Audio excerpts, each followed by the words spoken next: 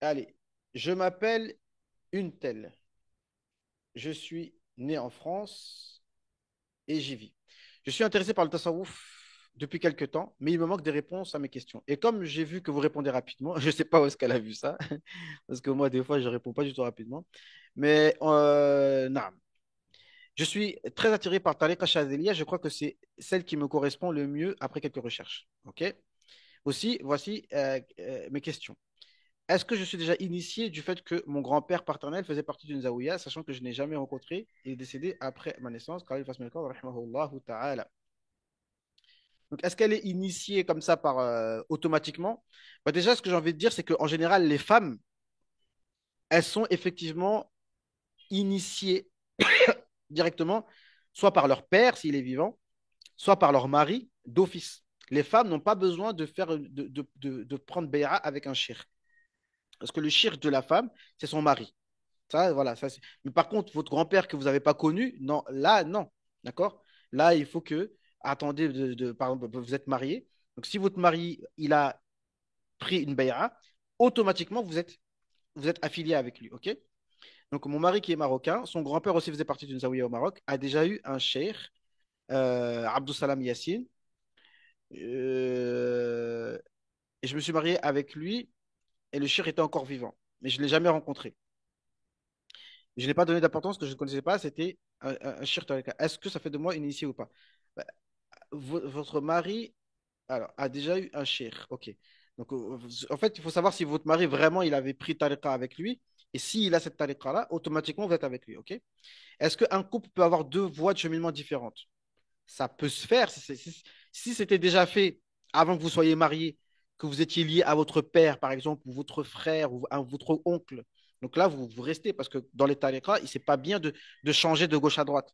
Puis de toute façon, au final, c'est presque les mêmes, d'accord? Les tariqas sont presque les mêmes. Il y a des différences, c'est vrai, mais voilà. Mais alors, Alem, là, je n'aime pas donner des réponses de ma tête, mais alors, Alem, quand vous vous mariez, je pense que vous pouvez changer et être avec celle de votre mari parce que les aurad, si c'est possible de les faire ensemble, c'est beaucoup mieux.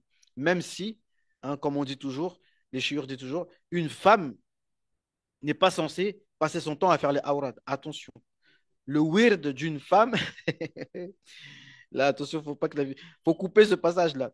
Le weird d'une femme, c'est dans la cuisine. Non, mais ce n'est pas, c'est un honneur, d'accord? Chacun, il a sa place. Il n'y a pas de bonne place ou de mauvaise place, mais c'est la vérité. Le weird d'une femme, c'est de s'occuper de sa maison. C'est de s'occuper de sa maison. Si vous n'avez pas une personne qui est, en général, nous autres, on n'a pas des personnes qui s'occupent on n'a pas une cuisinière, on n'a pas une femme de ménage, etc. D'accord? Et puis même, et en vérité, dans l'absolu, même si on a les moyens, ce n'est pas yani le prophète salam, lorsque Sayyidina Fatima a voulu prendre une femme de ménage pour l'aider, il lui a enseigné le fameux zikr de Fatima.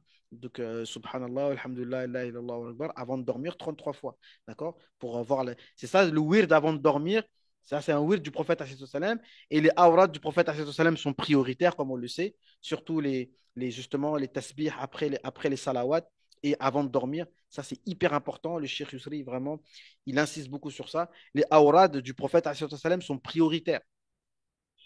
Quand tu as du temps après, tu rajoutes les awrad des machaïr. Ça, il faut bien préciser. OK? D'accord? Donc, est-ce qu'on peut avoir des cheminements différents? De toute façon, il n'y a rien de haram, mais bien entendu, sachant que je n'ai jamais donné de béra physique, sauf pendant le Covid, Tariq Naqshbandiya avait dit que l'on pouvait faire en distance en regardant une vidéo, ce que j'ai fait. Est-ce que cela s'est pris en compte? Mais après plusieurs lectures, quoi que les hommes et les femmes, c'est un peu différent, effectivement, il fallait donner béra en physique avec un shir. Donc, quoi qu'il en soit, de toute façon, si ça a été fait, donc après, c'est pas par rapport à vos lectures que vous devez annuler ce qui a été fait, d'accord? En général, vraiment, j'insiste beaucoup, quelqu'un qui fait une bay'a, khalas, il s'y tient jusqu'à la fin de ses jours. Mais une femme, comme vous avez bien dit, c'est différent. Là, vous passez avec votre mari, il n'y a pas de mal.